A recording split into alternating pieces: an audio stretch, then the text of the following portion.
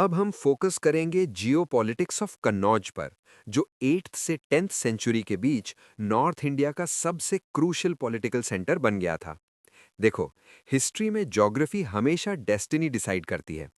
पहले पाटलिपुत्रा, मगध, पावर का सेंटर था, लेकिन पोस्ट गुप्ता पीरियड में पावर शिफ्ट होकर कन्नौज गंगा यमुना दोआब में आ गई। सवाल यह है कि कन्नौज ही क्यों? Why not any other city? Simple reason है, agricultural surplus for trade control.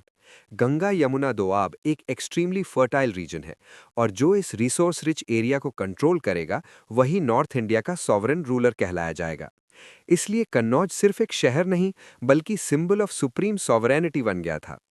इस कंट्रोल के लिए तीन बड़ी पावर्स, ईस्ट से पालाज, वेस्ट स्लैश नॉर्थ से गुर्जरा प्रतिहाराज और डेक्कन से राष्ट्रकूटाज, एक लंबे कॉन्फ्लिक्ट में उलझ गए, जिसे हम ट्राइपार्टाइट स्ट्रगल कहते हैं। यहाँ एक पैटर्न नोटिस करो। ये स्ट्रगल फेजेस में चलता रहा। प्रतिहाराज और पालाज के बीच डायरेक्ट कॉन्फ्लिक्ट था, क्योंकि वो नॉर्थ इंडिया में नेबर्स थे, लेकिन राष्ट्रकूटाज जो डेक्कन में थे वो बार बार नॉर्थ में इंटरवीन करते थे। ध्रुवा और गोविंदा III जैसे राष्ट्रकूटा किंग्स ने प्रतिहाराज और पालाज दोनों को हराया, लेकिन यहाँ एक स्ट्रेटेजिक लिमिटेशन थी। राष्ट्रकूटाज जीतने के बावजूद कन्नौज को होल्ड नहीं कर पाते थे। क्यों? क्योंकि उनका बेस डेक्कन में था, मनियखेता, और उन्हें वापस लौटना पड़ता था अपने इंटरनल डायनास्टिक इश्यूज और सदर्न कॉन्फ्लिक्ट्स को संभालने के लिए। लॉजिस्टिक्स और डिस्टेंस फैक्टर उनके परमानेंट रूल के अगेंस्ट था।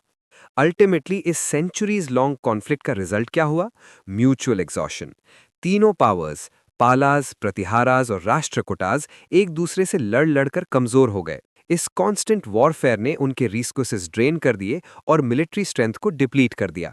इसका ब्रॉडर इम्प्लीकेशन ये हुआ कि नॉर्थ इंडिया में कोई सिंगल स्ट्रॉन्ग सेंट्रल अथॉरिटी नहीं बची जो एक्सटर्नल इन्वेजन्स को रोक सके। रीजनल फ्यूडिटरीज यानी सामंताज पावरफुल होने लगे और पॉलिटिकल फ्रैगमेंटेशन बढ़ गया। यही वो वीकनेस थी जिसने नॉर्थ वेस्ट से आने वाले इस्लामिक इन्वेजन्स के लिए रास्ता खोल दिया।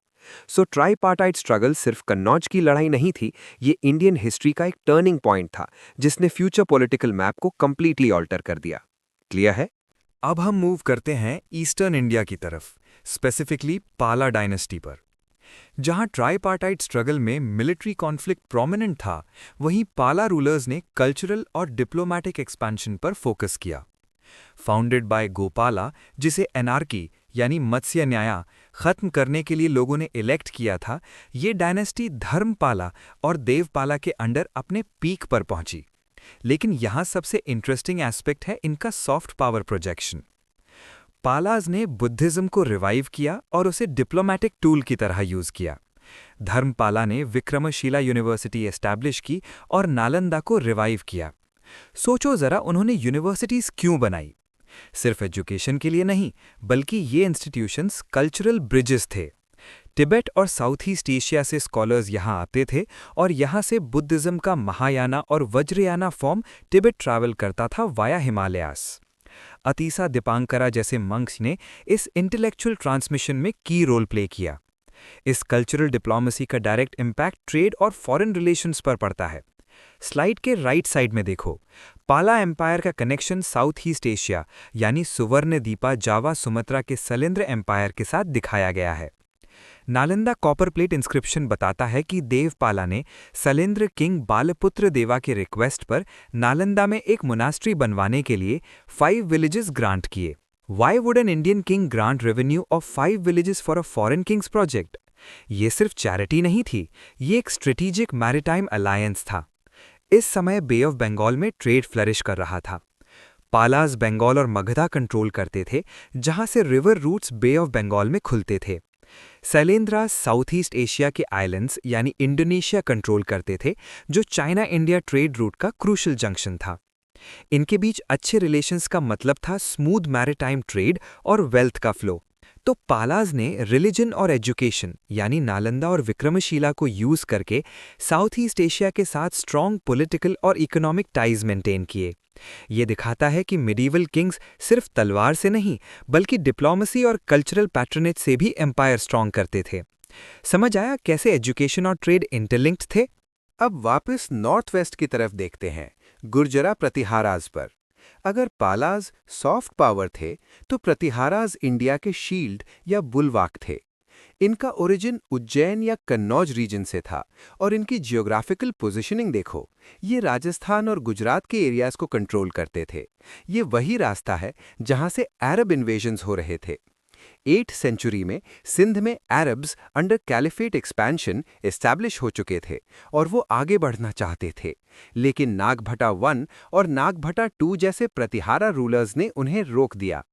ये डिफेंस इतना स्ट्रांग था कि अरब ट्रैवलर्स जैसे अल मसूदी ने प्रतिहाराज यानी अल जुज़र की इमेंस कैवलरी और अरब्स के प्रति उनकी हॉस्टिलिटी को एक्सप्लिसिटली नोट किया है।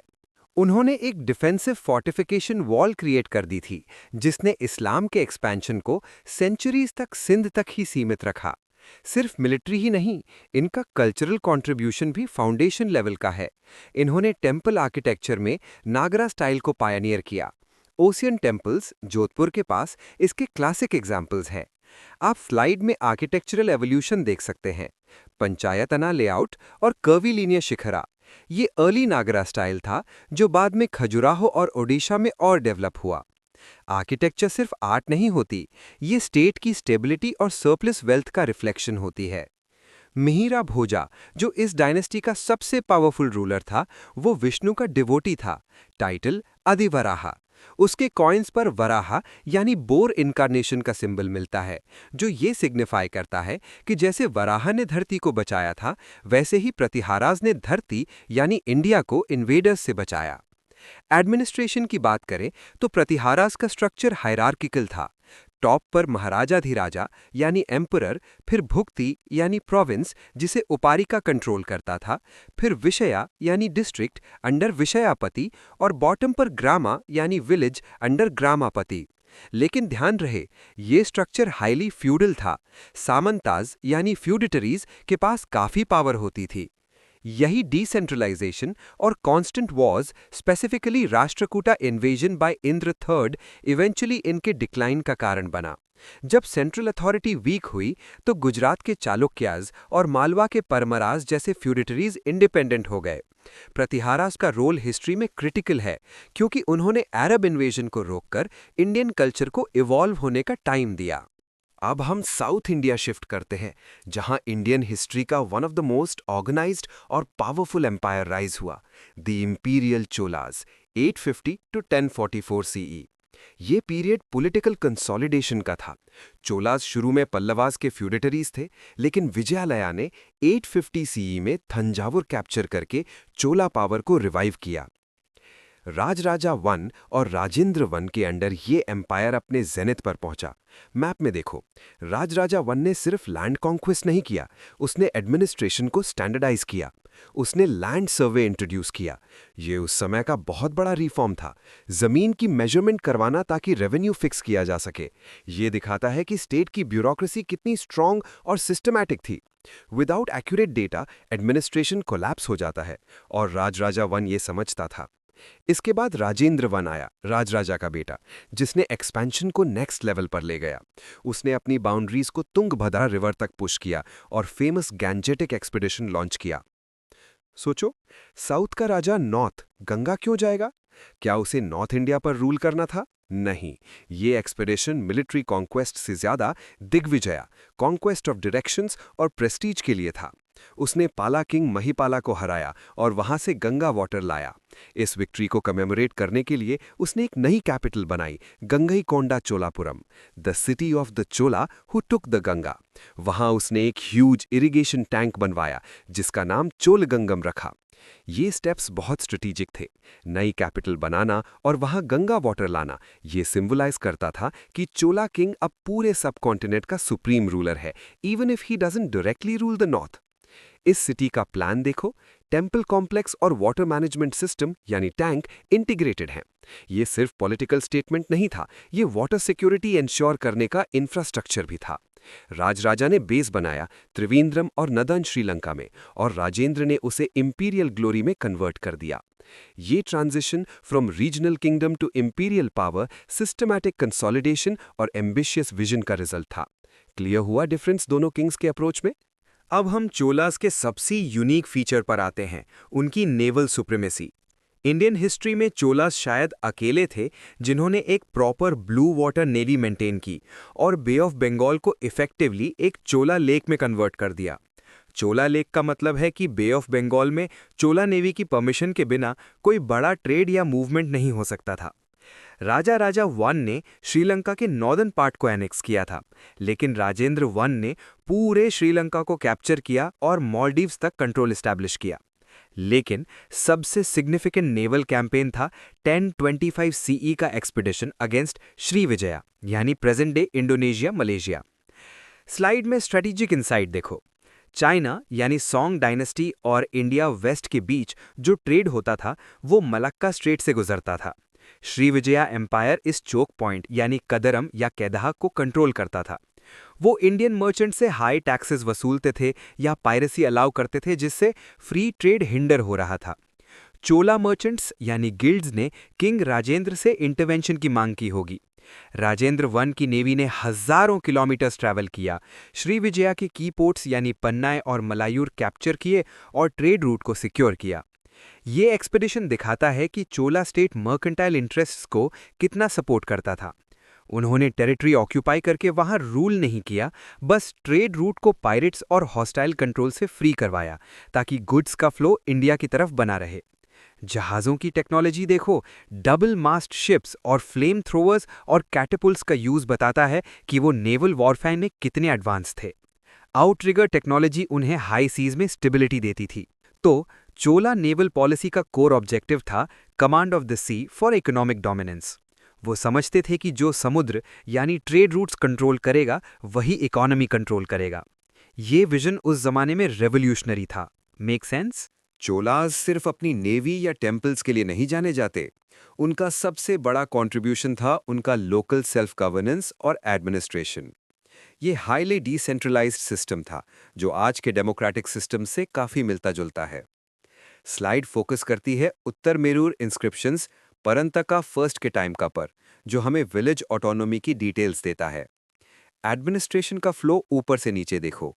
एम्परर, मंडलम्स यानी प्रोविंसेस, वाला नाडूज यानी डिस्ट्रिक्ट्स, नाडूज, कुरम्स यानी विलेजेस। लेकिन असली पावर विलेज असेंबलीज के पास थी। 3 टाइप की असेंबलीज थीं। उर यानी general assembly of tax paying residents, sabha यानी assembly of Brahmans in brahmadeya villages, और नगरम यानी असेंबली ऑफ ट्रेडर्स। सबसे फैसिनेटिंग है सभा का इलेक्शन प्रोसेस, जिसे कुदावुलाई सिस्टम या पॉट टिकट सिस्टम कहते थे। इस प्रोसेस को समझो। ये रैंडम लॉटरी नहीं थी, ये एक हाईली स्ट्रक्चर्ड सिलेक्शन था। पहले नॉमिनेशन होता था। हर वार्ड से एलिजिबल लोग नॉमिनेट होते थे। फिर उनके नाम पाम लीव्स यानी ओलाइज पर लिखकर एक घरे यानी कुदम में डाले जाते थे। फिर किसी छोटे बच्चे से इनोसेंस सिंबलाइज करने के लिए वो टिकट्स निकाली जाती थी to form committees like tank committee, garden committee etcetera. लेकिन इस सिस्टम की बैकबोन थी इसकी एलिजिबिलिटी क्राइटेरिया और डिस्क्वालिफिकेशंस। हर कोई मेंबर नहीं बन सकता था। मस्ट हैव्स देखो, जमीन होनी चाहिए यानी टैक्स पेयर, एज 35 टू 70 होनी चाहिए और वैदिक नॉलेज होना चाहिए। ये इंश्योर करता था कि मेंबर मैच्योर और एजुकेटेड हो। और सबसे इंपॉर्टेंट पार्ट, बैंड कौन था? अगर किसी ने पिछले साल अकाउंट सबमिट नहीं किए यानी फाइनेंशियल अकाउंटेबिलिटी, या कोई सिन या क्राइम किया या फंड्स की चोरी की, तो वो इलेक्शन नहीं लड़ सकता था। इवन उनके रिलेटिव्स भी बैन हो जाते थे। ये स्ट्रिक्ट रूल्स इंश्योर करते थे कि करप्शन ना हो और गवर्नेंस क्लीन रहे। ये चेक्स एंड बैलेंसेस का सिस्टम 10th सेंचुरी में एग्जिस्ट करता था, जो बताता है कि चोला एडमिनिस्ट्रेशन कितना सोफिस्टिकेटेड और फॉरवर्ड लुकिंग था। ये टॉप डाउन ऑर्डर नहीं, बल्कि बॉटम अप गवर्नेंस थी। क्लियर है ये डेमोक्रेटिक स्ट्रक्चर? पॉलिटिकल और एडमिनिस्ट्रेटिव स्टेबिलिटी का डायरेक्ट रिजल्ट होता है आर्ट और आर्किटेक्चर का फ्लरिशमेंट। चोला पीरियड को द्रविड़ा स्टाइल का जेनिथ यानी पीक माना जाता है। इसका बेस्ट एग्जाम्पल है थंजावुर का Brihadeeswara temple, built by Raja one. Dravida style की पहचान होती है उसका पिरामिडल टावर, जिसे विमाना कहते हैं। चोला टेम्पल्स में विमाना बहुत मैसिव और डोमिनेंट होता था, जबकि गोपुरम्स यानी गेटवेज छोटे होते थे। लेटर पीरियड्स में लाइक विजयनगरा गोपुरम्स बड़े हो गए और विमाना छोटे। बृहदीश्वरा टेम्पल का विमाना 66 मीटर्स हाई है और 13 टियर्स में डिवाइडेड है। इसके टॉप पर एक सिंगल स्टोन का कुंभम या कुपोला है जो 80 टन्स का है। सोचो, बिना क्रेन्स के 80 टन का पत्थर इतनी हाइट पर कैसे गया? रैम्स बनाकर एलिफेंट्स के थ्रू इसे ऊपर खींचा गया था। ये इंजीनियरिंग मार्वल है।